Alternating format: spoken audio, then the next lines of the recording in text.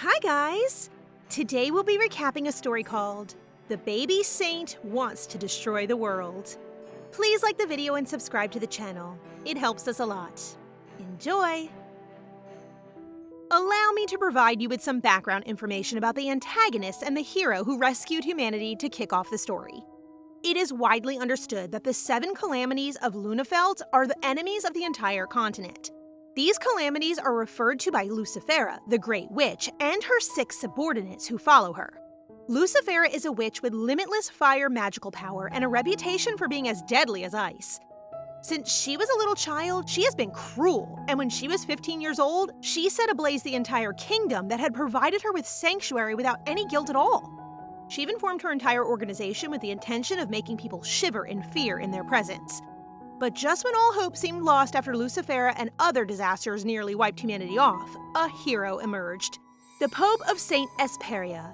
And in the same way that the light emanates from him, he becomes the light of mankind. Then the 5-year war between the Pope and the forces of calamity ended when the Great Witch Lucyphela died. Peace has finally been felt and has lasted for nearly 50 years. In the present, everyone in the cathedral gathers around the Pope's deathbed, the continent's hero, as he reveals the final prophecy that a holy saintess will appear in the body of a child, just before he breathes his last. The priests get together outside to discuss the hero's death and resolve to delay announcing his death until they find the prophesied child, fearful that the calamities of Lucyphela might come knocking and they will wage war again. Following that, Archbishop Bahamon stays outdoors during the heavy downpour, visibly troubled about what lies ahead, when all of a sudden, he hears the sound of a baby's cry. He runs drenched to follow the sound of a wailing child, and there he discovers a light shining beside a fountain. He suddenly begins to cry as a miracle occurs in front of him. The prophesied baby has arrived! He gets down on one knee as he holds to their glimmer of hope, the saintess. But it's clear this baby isn't what she seems, as she gave Bahamon a good kick in the face. Only the goddess's incarnation can be considered a saintess, a position higher than the Pope with authority to govern over the continent. And who can forget Lucyphela, the great witch who plotted the world's destruction? She has been reincarnated into the prophesied saintess. From a villainess everyone feared to a saintess. Somebody has pulled an Uno reverse on her. The people in the cathedral can't help but feel relieved that the prophecy has come true, as evidenced by the baby's purple eyes, which only the messenger of gods have, and her golden hair, which resembles the goddess. Everyone is so grateful to have her, but sorry guys, this baby isn't happy at all when you call her a saintess. Such a charming little creature with such fierce eyebrows. Lucyphela is still in disbelief over her new form. This isn't her first reincarnation, though. She's been a princess, a slave, and several animal forms, including birds, cats, frogs, wild dogs, and others. As a result of being worn out from reliving lives, Lucyphela promised to break the cycle by destroying the entire world. However, things didn't go as planned, and now, in her 100th life, she is the saintess who is supposed to save the world, which she cannot accept. Now I see why she turned villainous. I feel terrible for her. Living a cycle that never ends must be extremely draining for anyone. She gets frustrated with her new life, particularly when she sees Bahamon, whom she recognizes as one of the saints who fought against her. He looks so handsome in his prime. Bahamon is known as the shield of the gods on the battlefield, and Lucyphela can't believe he has grown into a frail-looking old archbishop, making her realize that many years must have passed since she reincarnated. She begins to worry, wondering what happened to her buddies, the outcome of the war, and whether Lucyphela City is still standing, when Lady Maria forces her to lie down and begins changing her diapers. She sobs in embarrassment and promises to kill everyone in time. Sorry, evil witch, but you're now merely a baby who will sleep so peacefully after drinking milk. When word spreads that the saintess has arrived, there is no doubt that the calamities of Lucyphela have attempted to assassinate her, which concerns Bahamon. But fret not, because George III, the bulky redhead captain of the Knights, assures Bahamon that his army will protect the saintess. When his son, George IV, who looks so small, enters the room, he announces him as the heir of the Order of the Knights, who is extraordinarily brilliant for his young age and will be safeguarding the saintess as well. The child bows, but in reality, he does not want to accompany his father to Esperia to protect the saintess, and he swears to leave everyone when he grows up. A potential main lead, maybe? Meanwhile, in Lucyphela, word of the foretold saintess has reached them, and they intend to assassinate her before she grows. Beatrice, the green-haired girl, begins to argue that they should have killed the Pope before he declared the prophecy, which makes Jack chuckle, criticizing her for not using whatever foresight she possesses to protect their queen, Lucyphela, before. The two begin building a powerful aura, but suddenly stop when Chrome calms them down by telling them not to ruin their queen's palace, and ordering Jack to visit Esperia, to which he complies. Chrome is handsome. Lucyphela is dreaming about a time in her past when she was a mischievous, adamant little girl who begged a powerful magician to teach her magic in order to fulfill her wish. He took her in and gave her the name Lucy, which means light, and she wakes up crying since she hasn't dreamed about her mentor in a long time. Lucy wasn't always the best at magic, and it was her teacher, the Grand Magus Lunafelt, who taught her and became her family. While he taught her how to enjoy life, he is also responsible for her drive to wipe humanity from the face of the world. She almost forgets why she really wants to take over Esperia, which is to locate the treasure hiding within it. She may be a baby, but she is determined to crawl her way to find the treasure in the cathedral. The following day, word spread about the pervert ambassador that Lunafelt has sent. How could it not, given that Jack has been showing off his half-naked body to everyone and even seducing the servants who brought him food? Following the arrival of the Saintess, the Holy Land of Esperia finally publicly revealed the death of the hero Pope, causing numerous envoys from many places to pay their respects, including Jack from Lunafelt, the Kingdom of Disasters. When George III and his son arrive to check on the Saintess in her room, they discover the cradle empty. George is still stunned as he stares at the cradle when little George spots the baby slipping out of the room. She crawls so quickly for a child that George had to run after her. It was a success, but I'm sorry, George. But this kid isn't your average baby. She knocks him out with a forehead punch! George tries a different approach by calling to her in baby talk, but look at that evil smile as she crawls away, unaware that it's already the stairs. It could have been a tough fall for a baby, but fortunately, George managed to catch her just in time. However, the clergy who witnessed this believes that young George has tried to harm the Saintess and tie her up. Gosh, they are so quick to judge. Are they even priests? Then, when George III arrives on the scene and hears that the Saintess has been injured, he quickly kneels down to accept the punishment on behalf of his child. But Jack butts in, telling everyone that he witnessed everything and believes there is a misunderstanding. Lucyphela is surprised to see the lustful magician, Jack Casanova Lunafelt, roaming around the cathedral palace. While Jack begins to explain that the Saintess may have been far worse off if little George hadn't embraced her, the clerics don't even consider this an option and prefer to accuse the poor boy. Jack then approaches little George and suggests to everyone that since they're going to kill the child, they may as well give the unlucky child to him, shocking everyone as it comes out sounding so flirty. He might be helping, but he sounds like such a creep. LOL. Lucyphela has a flashback to the fact that this is Jack's innate nature. He had even proposed conquering Esperia by enchantment, with the expectation that the priest would happily submit to them. He has the power to make anyone fall for him, and he shows it today by spreading so much pheromone that everyone goes into a daze and gathers around him. This worries Lucyphela since Jack hasn't noticed who she is and may use this army of church people to attack her with love, leaving her with no choice but to use her last option. She cries in the clergy lady's arms, and as soon as the lady lets her down, her cute little body trembles as she takes her first steps, past Jack and landing on little George's lap. The accusation against little George was lifted as a result of Lucyphela's gestures, and he even replaces his father as the Saintess's guardian knight. That night, when everyone thought she was sleeping, she slipped down her cradle, convinced that after what she had done earlier, Jack must have recognized who she truly is. She wants to meet him right away, so she climbs a chair to open the door, but it unexpectedly opens, causing her to fall. Our girl feels like she's ready to start her 101st life until Jack appears and catches her while calling her queen, indicating that he does recognize who she is. He then places the Saintess on a plush pillow and finds it amusing how she attempts to converse with him but can't because she can't pronounce words yet. When she becomes frustrated with the situation, Jack snaps his finger, causing her words to become clear. Jack's expertise is dealing with spirit power, so he used the power of the spirit for the sound to help him understand Lucyphela's words. That is certainly convenient. She then continues to explain that she lacks magical abilities and that her body is simply bursting with divinity. Who needs nightlights when she can simply light herself up? Cutie. She starts grilling him about why he went to the cathedral and is surprised to learn that it was to assassinate her, the Saintess. Jack begins to believe that Lucyphela can't recall what happened before she died, which is true. While she hasn't lost her former memories, the experiences prior to her death remain unknown to her, as if they never existed in the first place. Knowing she has no recollection of what transpired, Jack breaks down in tears and tells her that she was murdered the night prior to their trip to Esperia. Oh my, a traitor among the calamities! All she remembers is the night when the 7 calamities banded together and hoisted their cups in triumph before invading Esperia and taking the hidden treasure. She expects the calamities to complete the task, but is surprised when Jack begins to explain that, following her death 50 years ago, the only thing that remained was a trail of distrust and self-blame among the members, so they ended up signing a truce with Esperia. The last banquet she attended had only 6 of them, so naturally everyone started to suspect each other. However, Chrome, the Sorcerer of Wrath, reassures them that their queen will return, and until then, they must protect the Lucyphela kingdom. Chrome announces that he will serve as interim chancellor and offers to protect the queen's body. Since they won't be able to trust each other until the queen returns, the throne will be vacant, and those who disagreed left.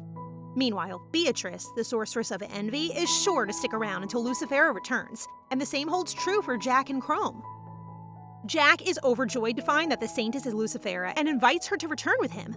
Though she believes that leaving the room will be simple because of Jack's powers, she chooses to stay, perplexing Jack, and begins to explain that being born as a saint is an opportunity to obtain the treasure that she had ardently sought in her previous life, which is the forbidden magic created by her master and is hidden within the cathedral.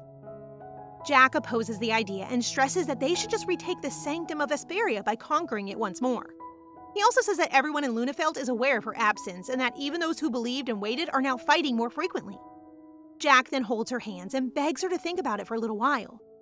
Because Lucyphela worries that everyone will react the same way as Jack did and force her to return, she is trying to sound reasonable this time by saying that they shouldn't underestimate Esperia and that seeking out the forbidden magic is her personal choice. She does not want to make needless sacrifices if a war breaks out as a result of this. Plus, it will not be beneficial to make hasty decisions where even the identity of the person who killed her is unknown. Now that Jack thinks about it, Lucyphela's status as a saintess in Esperia will keep her safe. Even if he wants to take her away, he doesn't want to upset her. Instead, he promises to try to prevent her from being targeted by Lucyphela people. And he further advises her to put in her best act because if the priest discovers who she really is, it will be a disaster. And if Chrome learns she's still alive, he'll come running, waging war just to get her. In the end, he leaves, believing that being born a saint is her chance to learn about forbidden magic. Oh, I had no idea Jack could be that level-headed. During the war against the calamities, the hero Pope dispatched George II, Esperia's most powerful knight, to take on Lucyphela. However, the moment he sees Lucyphela, he surprisingly declares his love for her and even volunteers to be her slave. Lucy is pretty, so I understand. The little saintess sneezes and shivers as she recalls her die-hard admirer when, as if by fate, George III comes running to check on her and begins cuddling her. George II is actually one of the 7 calamities and bears the title Sloth, but he is also a knight who betrayed the church to join Lucyphela. So seeing the next generation of his bloodline both amazes and irritates her, especially this bulky old man who looks and acts like him. Lucy can't help but cry when Lady Maria comes, wanting to be in her embrace and away from George. Enjoying being a baby, aren't you? While Lady Maria, who is holding her, and Tiny George are talking on their way to where Bahamon is, Lucyphela hears that Bahamon will become the next pope, the highest position in Esperia, and he will not even need to bend down before any priests. However, his position cannot be compared to her status as a saintess, which she is quite proud of. Things get serious when Maria and Tiny George step outside as Bahamon ordered, which worries Lucyphela as she instantly feels Bahamon has learned her true identity. That isn't the case, and Bahamon simply wants to share with her the secret of the temple, which is that the founding pope who built the temple 500 years ago only left with one and final prophecy sent by the goddesses, and they have never received any revelation from the goddess since then. This news surprises her, given that the temple always reveals so many revelations to the people. Bahamon proceeds to explain how their faith was restored when they received a second revelation from the hero pope, which was her birth as a saintess. Since Bahamon is now the pope, the truth has been passed down to him, and he possesses the manuscripts of the first revelation, which is the prophecy of the world's destruction. However, her presence indicates that the initial prophecy can be countered, which is why he refers to her as their hope. Unfortunately, Pope, that infant you refer to as Hope is in fact plotting the end of the world. Just take a look at the evil grin on our girl's face. Lucy is now convinced that everyone, even the Pope, will believe everything she says and does because she is their supposed messenger of the gods. She goes a little overboard and attempts to have Bahamon show her where the forbidden magic is located when she notices the change in Bahamon's reaction. Well, that's just baby babble, but she's overthinking it and feels she's been discovered. When Bahamon hurries outside to call Maria, Lucyphela braces herself for the worst, but is completely taken aback when the panic on his face is just because she needs a diaper change. While Maria is carrying Lucy, Bahamon nonchalantly breaks one of the sanctum pillars so they may place her. Looking at how strong old Bahamon is, and as a result of her sudden heart attack today, Lucy decides to postpone asking him about the forbidden magic until she's able to speak properly. And now, bam! 5 years have gone by, and you may be thinking about a more bald Bahamon, wouldn't you? Introducing his luscious, silky beard and hair. This is all thanks to our 5-year-old Saintess, who runs up to him and instantly kicks him while trying to ask him a question, after which she goes. Their relationship is funny. Just when Lucy is starting to feel comfortable in her own skin, she has been bugging Bahamon to reveal the sealed forbidden magic, but he has evaded her requests. She believes he has no intention of telling her until she's a fully fledged Saintess, so she intends to find it on her own since she can now use her divine powers. And the first time she tried it was on Bahamon, as seen by his luxuriant hair. Just as Lucy is about to go with her search, a Lucyphela assassin disguised as a priest tries to kill her. But before he can do anything, she kicks him in the gut, reminding him of Chrome's advice not to underestimate the child. But it's too late for him as he gets KO'd by Lucy. Even after waking him up and destroying his suicide poison, Lucy is unable to get any information from him during their interrogation. Lucyphela has been sending assassins to kill her, but the fact that they haven't launched an invasion leads her to believe that Jack hasn't revealed her identity to anyone. So she's been dealing with assassins quietly, hiding their weapons and removing their memory of her unsuccessful interrogation. They are so taught when not to say anything when she only wants to know how everyone is doing back in Lucyphela. But she isn't concerned that much since she thanks the magic of eternal life. Her comrades won't age or die. After taking care of the assassin, little George arrives huffing, relieved to have finally found her. Oh, George is getting more handsome! Pope Bahamon, the new archbishops, Maria, and the rest of the temple council have all come to address the problem of an increasing number of priests fainting and losing their memory. Also, hazardous weapons have been discovered in the vicinity where the Saintess is present. So Pope Bahamon suggests increasing the number of guards for the Saintess. But Archbishop Omar disagrees, stating that they cannot afford the cost of hiring more guards, while Maria insists that it's for precautions. It is better to increase the number of guards and adds that George is already struggling to guard Lucy alone. However, Archbishop Omar, now visibly angry, explains that he isn't opposed to increasing security around their Saintess, but that they just don't have the funds to hire extra guards. All members begin to discuss their current financial situation, and even mentions how the new archbishop lost all of his hair managing their funds. Bahamon may have also gone bald because of this. Maria then interrupts them as she has a solution to the current problem in mind. Meanwhile, Chrome remembers Lucyphela revealing to him how she keeps reincarnating with her memories intact, so if she dies, she will be reborn, and she promises to return to Lucyphela if this happens. Oh, so that's why he's so confident they'll see her again. Lucy also gives them the elixir of eternal life, which means they will never age and can meet again, even after decades have passed. So if she dies without obtaining the forbidden magic, she makes Chrome pledge to protect Lucyphela until her return. However, his thoughts are interrupted by his ally, who informs him that a tournament is being held in the Holy City to select new guards for the Saintess during an assassination attempt. When Jack learns about the tournament, he expresses his desire to participate, but Chrome pauses for a while and reveals that he will go by himself, glaring at Jack, who is now surprised by Chrome's behavior. Chrome explains that since Jack is already known as the Lucyphela envoy, they will be cautious around him.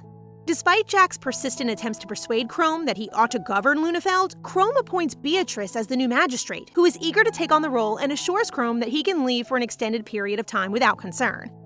Chrome gives Beatrice his trust, then warns Jack by displaying his power, claiming that after his visit to Esperia 5 years ago, he persuaded him not to harm the Saintess, and as a result, Esperia is gaining vigor. This makes Jack look like a traitor. Plus, he used to claim to love only Lucyphela. But now he has fallen head over heels for the Saintess, leading Chrome to think she is a reincarnation of their queen and wants to confirm it with his own eyes. The Saintess, on the other hand, is scared when she learns from Maria that they are considering making an official revelation of her existence, and that they aim to gather the continent's talented individuals to serve as her protectors. But what actually concerns her is that she has yet to discover the forbidden power, and if a skilled monitor is assigned, it will be harder to sneak away. She begins to think about ways to stop the tournament, so she approaches George, makes a cute look, and confesses that, while making fun of him as entertaining, she genuinely likes and needs him, so he should join the competition, which surprises George. The contest to become the escort knight for the Saintess starts today, and although everyone is tremendously excited, George seems to feel regretful about joining. But then he remembers the day Lucy attempted to persuade him and how he initially refused. But the way she holds his calloused hand while complimenting him on how hard he worked to become the best knight is what makes her think he should be her escort. This motivates little George to give his best throughout the tournament. A competition full of adult combatants who mock him as a pipsqueak. These men then discuss Chrome, who completed the qualification exam in one shot before suddenly passing through them. "Sir, what is this new look?" Chrome cut his hair and is looking even more fine. Meanwhile, the Saintess is now examining the list that Archbishop Omar gave her. It contains the financial records for the tournament events. She is amazed to see that 9,000 people attended, and Archbishop Omar is thrilled to use the funds to repair the temple that collapsed. They even sold her portrait, which was a huge hit. The Saintess never thought such a venture would be so successful, and she praises Maria and Archbishop Omar for organizing the event. Then, she decides to go see the tournament's participants. She locates the ideal hiding place from which to observe the event, and she thinks that if any Lucyphela disasters are among the participants, they may turn into escorts. She prefers Jack because he is already aware of her identity and can use spirit magic to evade the priest's gaze, but she thinks Beatrice will show up in lieu of Jack. The first match begins, but participants must first introduce themselves. Seeing the man who will fight first reminds her of the first time she met Chrome, and all of their pleasant memories together run through her thoughts. However, when he introduces himself as Chrome Erickson, aged 18, her thoughts begin to crumble as she tries to persuade herself that he is not the ferocious Chrome she knows, and that their similar names and appearances are just a coincidence. Above all, she cannot sense any magic from him, but when he faces his opponent with his sword, she begins to doubt because that is the stance she taught Chrome before. With one single strike, Chrome overpowers his opponent, causing both of their swords to fly away and quickly smashing his enemy's face to the ground. Lucy trembles after seeing how he fights and is positive that he is Chrome since she taught him how to fight using a weapon as a deception. At this time, everyone is aware of her presence, and with the mob closing in on her, she can only catch the looks in his eyes that indicate he is considering killing her, the Saintess. The competition reaches the last match, with Chrome and George as the finalists. But George is completely injured after facing opponents who are both more experienced and older than him. George is becoming overwhelmed by the constant criticism that his abilities are subpar, despite his noble lineage. It's disheartening to see how people are so unaware of the amount of effort he put into being a knight and how he has never relied on his bloodline. Gosh, why can't they simply congratulate a child on making it to the finals? Lucy then goes to visit him, and George promptly apologizes, which puzzles her because the decisive fight has yet to be decided. He may appear tough on the surface, but this great young knight is still a child, and he begins to cry, regretting that he was unable to keep his promise to show her his true skills. Lucy sees a reflection of herself in him as he sobs out his desire to improve, as she too once struggled to train herself to be the best.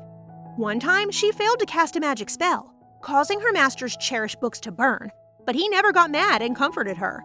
However, behind those moments, she recalls her master's contradictory reassuring words and images of his death.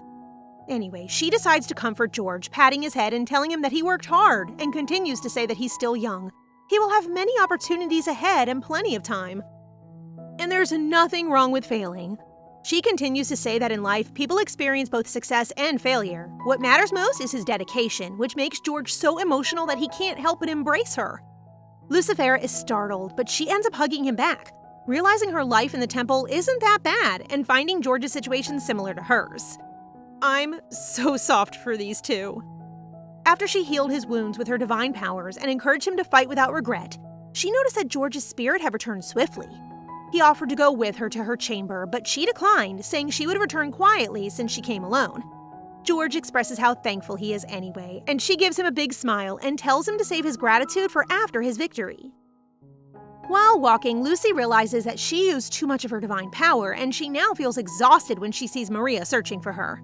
However, just as she is going to draw Maria's attention, an assassin grabs her, so she bites his hand to protect herself.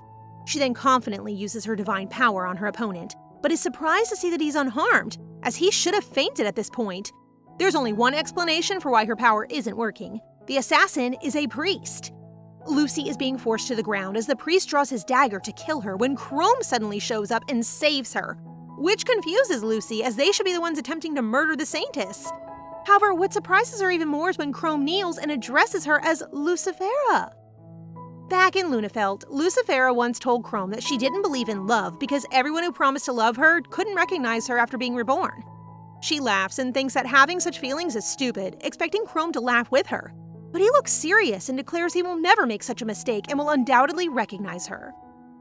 Spirit blessings allow Jack to recognize her, yet without them, it is impossible for anyone to be able to. Lucy is racking her head right now, debating whether or not to tell Chrome the truth. But knowing his temper, disclosing the truth could lead to war. That means saying goodbye to whatever the forbidden magic is. So in the end, she pretends she doesn't recognize him and tears up as if she's terrified of the assassin, causing Chrome to look at her with distaste. Chrome is unable to pry any further when Lady Maria arrives, so he explains what happens and leaves. Lady Maria immediately informs the Pope and Archbishop of the attempted assassination, and they all agree to postpone the final match for the time being in order to investigate the assassin. However, Lucy is adamant that the match must go on so that they can formally proclaim her identity and dispel any concerns about her status as a Saintess. This is so unlike her, and while she does not want to be born as a Saintess, it is what it is, and she must act as one in order to survive. They are now watching the much-anticipated last match of the competition, and as she looks at Chrome, she can't think of any reason how he recognizes her and why he is keeping his mouth shut about it. She intends to ponder about it later, but for the time being, she must focus on her task and declare the start of the final match. George and Chrome start sword fighting, and Lucy isn't sure who to root for. George is still a gem in the rough, but Chrome is a natural genius even without magic, sparking Lucy to recall a young, smiley Chrome she taught magic to. All the time, Chrome keeps looking over at her, which gives young George a chance to counter and scratch his face. Imagine if little George matures more! This, however, drives Chrome to lose patience and overpowers him when he hears a scream and notices the Saintess is falling. Minutes before the tragedy, a clergyman rushes to the Pope and notifies him that while repairing the temple, some pieces fell, trapping workers and devotees inside. It appears to be a serious situation, so Bahamon decides to look into it and asks the clergy to protect the Saintess in his place. Since Lucy is engrossed in the competition, she misses Bahamon's stealthy departure and the unexpected appearance of the clergy. He seemed to want the Saintess to die so that Bahamon would suffer as well, so he pushes Lucy. Hello? Where are the knights? Someone should fire these people! Lucy shuts her eyes in horror at the thought of dying from a fall from that height. She can't believe she's wasting her life away without doing anything, but she acknowledges that being the adorable little Saintess has been an enjoyable experience. The fact that she's always accepting her death saddens me, but don't worry, Lucy, you'll have more fun in this life now that Chrome catches her and saves her from the fall. Lucy begins to tremble because Chrome's body has no magical powers, therefore, catching her from that fall will definitely result in serious injuries. She panics and begins calling his name, but before he passes out, he tells her to stop since they're supposed to act as strangers, which surprises her. Leaving the center of the arena causes Chrome to be disqualified, and while Lucy watches the medics assist Chrome, she overhears others criticizing George, whom they believe is undeserving to win. She quickly turns attention to George, who has been visibly shaken and overwhelmed by the comments of those around him. He too wants to win fairly, and now he believes he does not deserve the position. But just as he is about to let go of his sword, Lucy appears, making him keep it tightly gripped. She then removes her hair accessories and begins revealing her divinity to everyone, declaring that after observing Chrome and George's efforts, she will appoint them as her escorts. However, George feels he's unworthy of the title, but Lucy cuts him off and assures him that her decision is final and that he truly earns it, causing our sweet little knight to sob. After attending to George's issue, she looks at Chrome and recalls their long-ago meeting. Chrome is from the outskirts, but Lucy showed him magic and gave him food that he could share with the other kids. Then this cute little boy musters the courage to befriend her by telling her his name, so young Lucy does the same. Oh, why are they all so cute?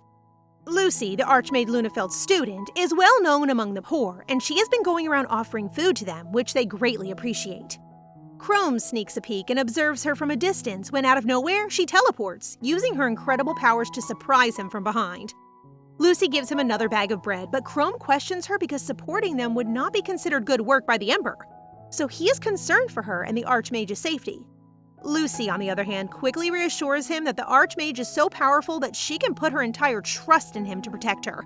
And she flashes Chrome the biggest smile while stating that she too is powerful. Oh, the joy just bursting out of that sweet, innocent smile is so cute! Chrome flushes as he witnesses Lucy's innocence and begins to dream about protecting her joy. What a sweetheart and a charming little one! However, as we all know, that innocent young child disappeared and became the world's worst enemy.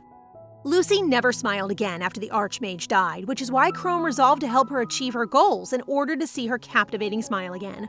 I think we found the main lead, everyone! When Chrome first sees the Saintess in Hesperia, he immediately recognizes Lucyphela in her. If this isn't love, I don't know what is.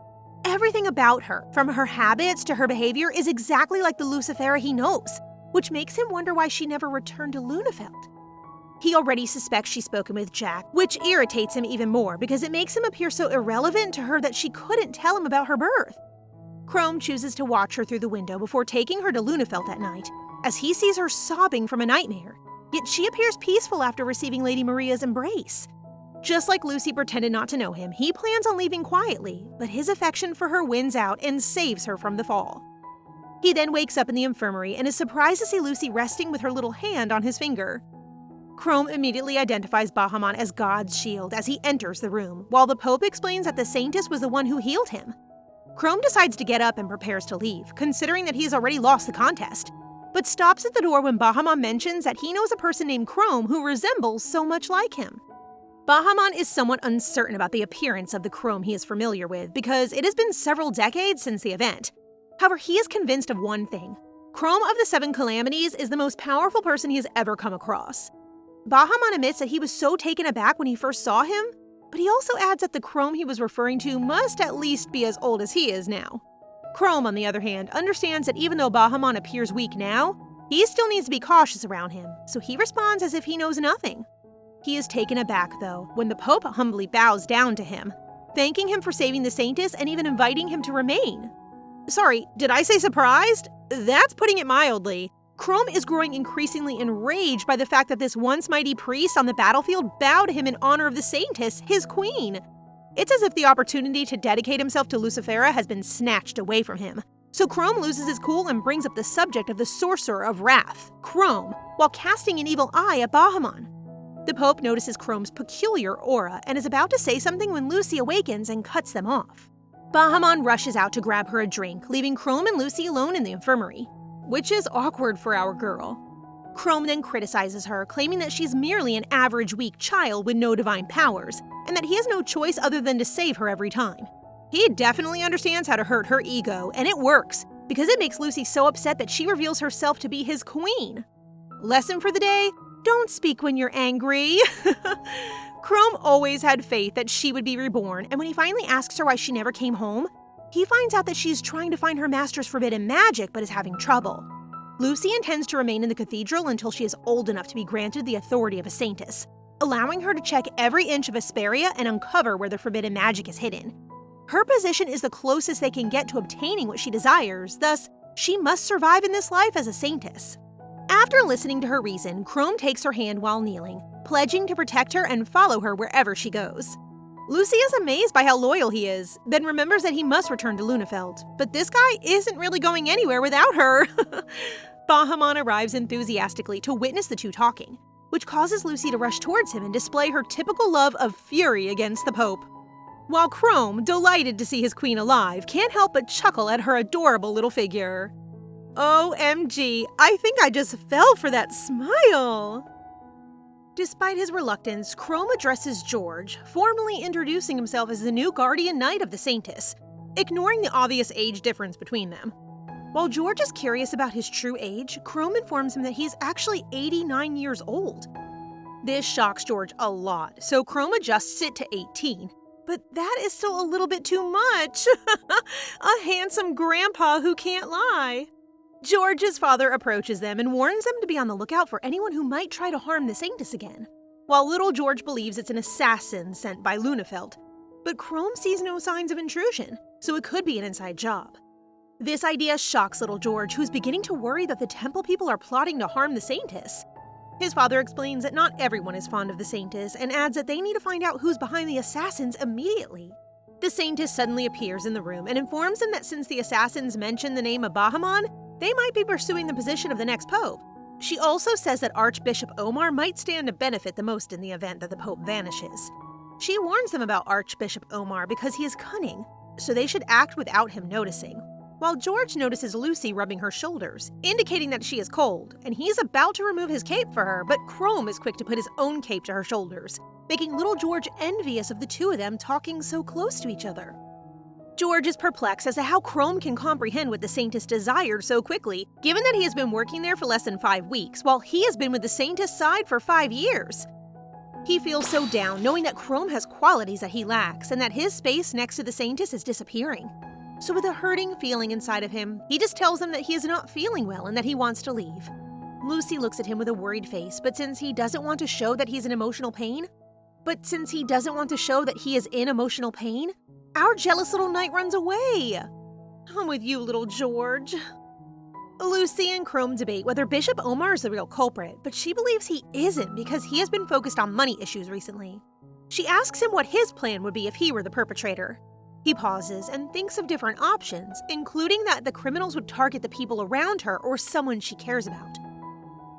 She ponders and considers Maria, who is always with people and would be difficult to threaten. Then she considers Bahamon and Chrome, but assaulting them would be suicide. And finally, she hopes they aren't targeting little George, who is still crying while walking, unaware that the assassins are already at his back. George is tied inside a dark room when he is dazzled by the candlelight the priest is holding. Much to his astonishment, he recognizes the priest and introduces himself as Anvi, who serves under Archbishop Omar. And George further notices that every single person in the room is a priest, all under Omar's supervision. He confronts them, asking whether they were behind all the assassination attempts, but Anvi clarifies that what they are doing is a holy act to save the temple, and he even adds that Lucy is a witch disguised as a saintess. Little George thinks deeply when he hears the word witch, because the only witch he knows is the person infamous for causing the Empire's downfall, Lucyphela, who was capable of dividing the continent into 4 kingdoms.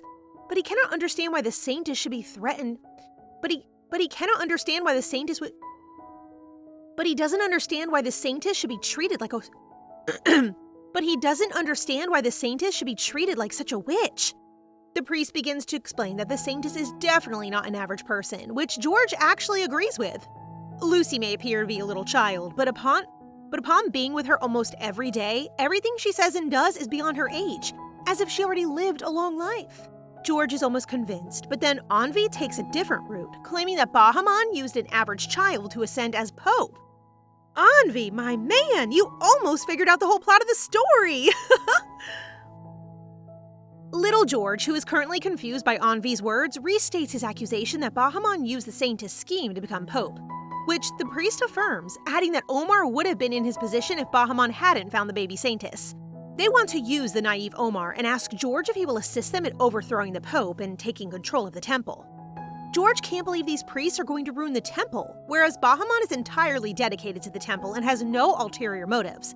And Omar wouldn't dare either because he just cares about how to handle their money. In a fit of rage, George warns the priests to be careful with what they say about the saintess, which infuriates them. So Anvi seizes George by the collar and pushes him from the wall, expressing his disappointment with him. Just as he is about to use his weapon to stab George, the wall breaks, and Chrome, with Archbishop Omar, emerge, who is so mad that he finds out that these corrupt priests were responsible for tampering with their financial records. Chrome quickly unties George, who is now confused about how he knows his whereabouts, and learns that the saintess personally directed the search operation. Of course, this is not the end of it, as these 2 amazing knights punish the priest for insulting the saintess. As the 2 continue their unfinished business, little George cheerfully concedes defeat to Chrome, telling him that he is strong.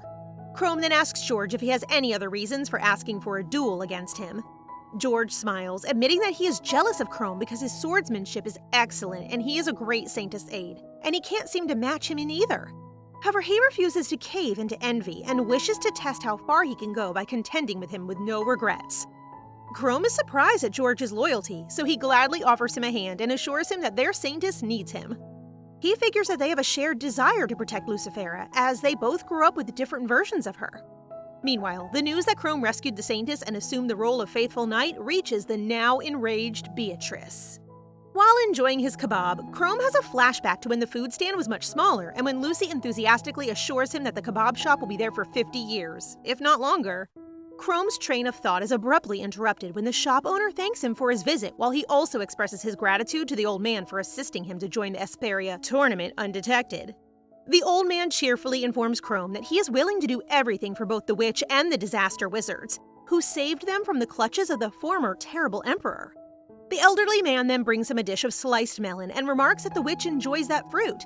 But his son suddenly yells from behind him that the fruit is very expensive, and the old man quickly shuts him down. Chrome, perplexed by their reaction, glances at the fruit, believing that it was not pricey in the past because it's a tasteless, nutritionless, cheap fruit. Lucy has grown a lot in a short period of time, and she is looking forward to her meal today after class. However, she is taken aback to see that the amount of food being brought to her has decreased compared to before. To top it all off, there is no melon on her table, her favorite. She feels frustrated because she never used to miss having it at the dinner table. However, George, who looks more mature now, merely assures her that occasionally going without them is okay. She becomes even more enraged and starts harassing George, who is now completely powerless in the face of the saintess. George confides in her, telling her the truth that her beloved fruit is now quite pricey. However, she refuses to believe him, reasoning that it's not really that expensive and that they surely have the means to purchase it.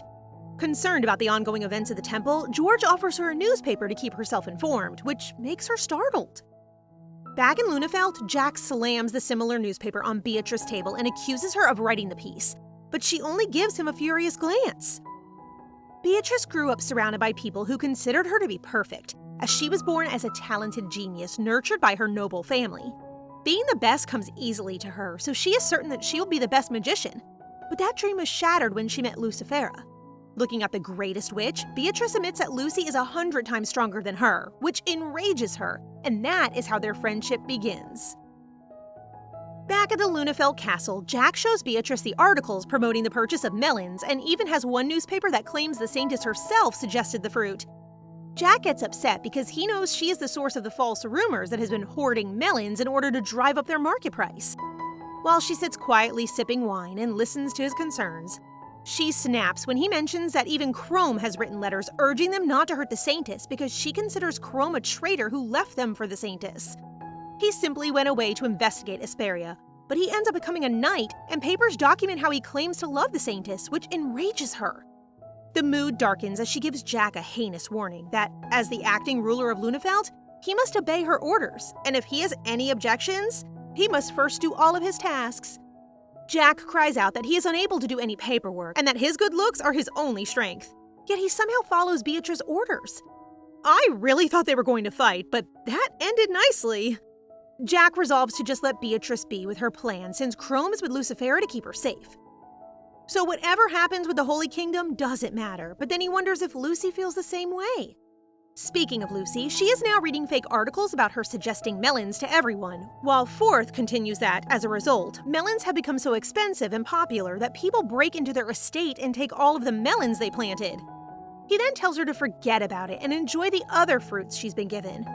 While he's looking away, Lucy clutches behind him and begins teasing him that it must be him who devised the plan to cultivate melons so she won't have to worry about running out. Our guy suddenly turns bright red, as if his secret has been revealed, while Lucy continues to cling to him and tease him until Chrome arrives and takes her away from George. She can't see it, but Forth is so embarrassed that he begins to shed a tear and then quickly flees. He's still a kid cutie.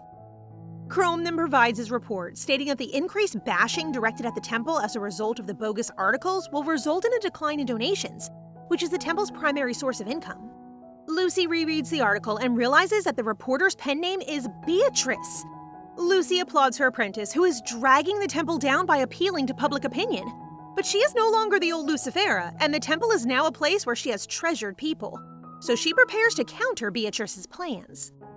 That night, Lucy has a nightmare about one of her previous lives where she felt that being poor didn't matter as long as she could make art and had her beloved friend by her side. Yet her best friend poisoned her to death, hoping she'd vanish so she could take over her position as the genius artist. Lucy then wakes up crying, and Chrome, who has been guarding her, realizes that she is dreaming of her old life, so he swiftly offers her hot milk so she can go to sleep again before tomorrow's strike against Beatrice. Because they kept Beatrice in the dark about her situation, and now that Chrome works for the Saintess, Lucy can see why Beatrice behaved the way she did. She must have felt abandoned. Chrome is relieved despite this, since Beatrice is fighting them without using violence, which Lucy finds unusual given that Beatrice has no patience, and even tried to kill her the first time they met.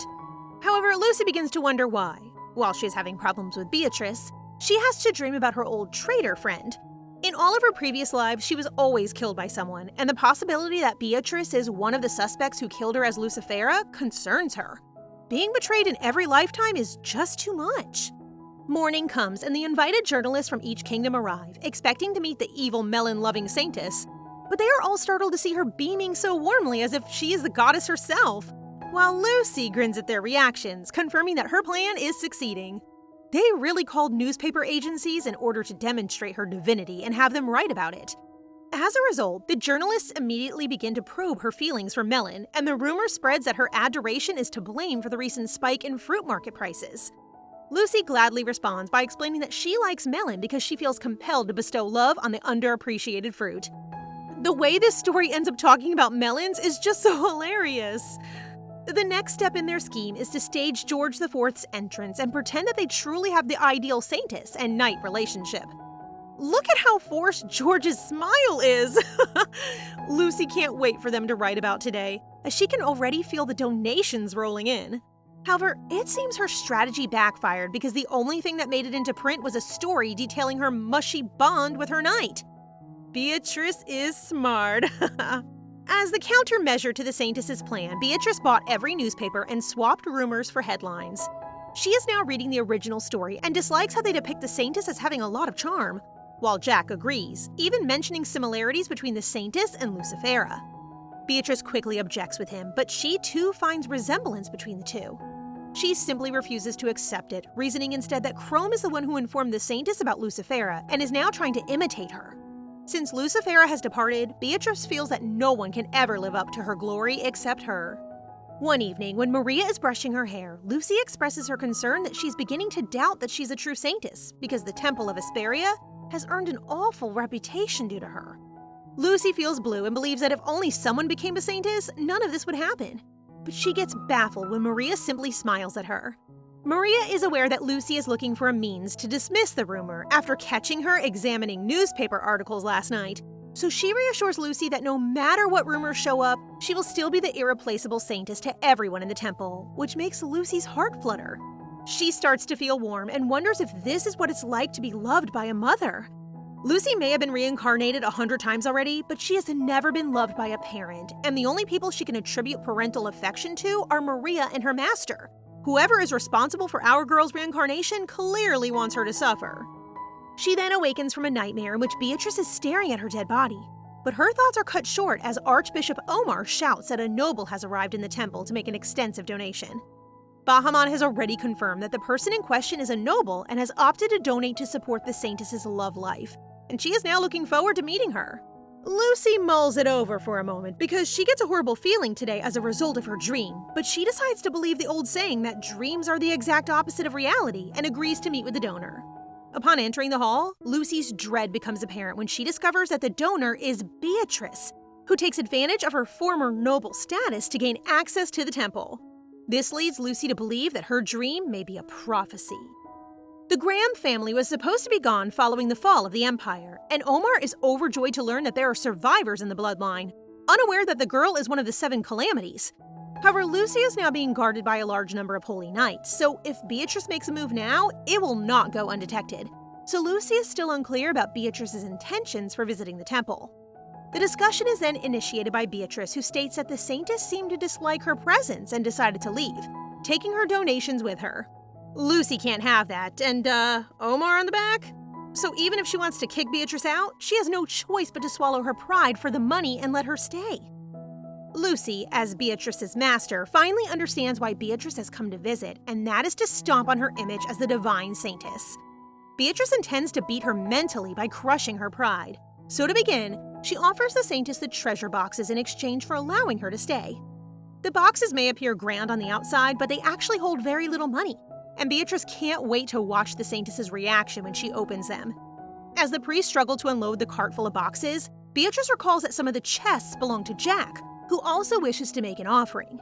However, when the priests stumble while carrying the hefty treasure box, It opens and spills so many precious stones and gold, startling Lucy, Beatrice, and especially Omar. Look at that happy face! Beatrice's mouth remains open as she is still taken aback by the gleaming treasures and explains that this is all her brother's plan, while Lucy smirks at her, enjoying the effort of this said brother. Beatrice is fuming with rage and secretly loathing Jack for ruining her plans.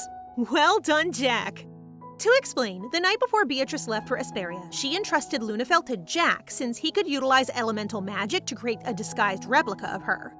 After initially refusing his offerings, she eventually gives in when Jack gets serious, assuming that his offering is nothing special. And, like a sibling, she makes an effort to annoy him by asking if he still loves their queen, despite the fact that Lucyphela never loved him back.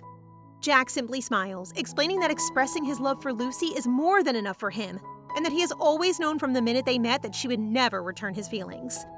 They were in a forest at that moment, and everything was on fire, so Jack screamed defeat to stop her from attacking and destroying the entire place. Lucyphela attacks him out of nowhere, which he fails to understand given that he doesn't know her, while Lucy confronts him to confirm if he is the Emperor. This sweet handsome guy is the what? So guys, what do you think of this story so far? Please subscribe and turn on notifications for updates on this and all our other stories, so you can be the first to find out when they're out. Thank you so much for your support. See you in the next one!